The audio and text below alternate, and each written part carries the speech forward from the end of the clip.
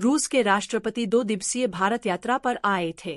इस दौरान उन्होंने पीएम मोदी से मुलाकात की और राष्ट्रपति द्रौपदी मुर्मू के आमंत्रण पर डिनर में भी शामिल हुए। फिलहाल पुतिन स्वदेश यानी रूस लौट चुके हैं।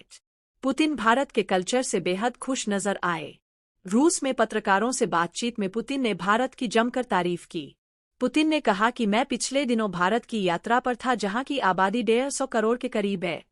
इस आबादी का मात्र 1/3 हिंदी भाषी है, जबकि बाकी अन्य भाषाएं बोलते हैं। कभी कभी तो वे आपस में एक दूसरे को समझ भी नहीं पाते हैं।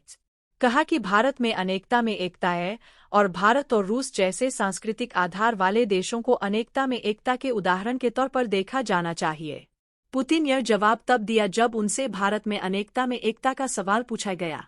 पुतिन के भारत दौरे पर विदेश सचिव विक्रम मिस्री ने कहा था कि राष्ट्रपति पुतिन की इस भारत यात्रा का मुख्य फोकस दोनों देशों के बीच आर्थिक आदान प्रदान और व्यापार को बयाना रहा है।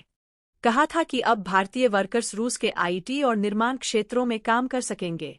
दोनों देशों ने मोबिलिटी पैक्ट पर सहमति दी थी। रूसी राष्ट्रपति पुतिन ने पीएम मोदी को यूक्रेन संघर्ष के मौजूदा स्वरूप और अमेरिका के शांति प्रस्ताव के बारे में जानकारी दी थी। पीएम मोदी ने रूसी सेना में शामिल भारतीयों के मुद्दे को पुतिन के साथ बातचीत में उठाया था। विदेश सचिव ने कहा था कि भारतीयों की रिहाई के लिए प्रयास लगातार जारी है।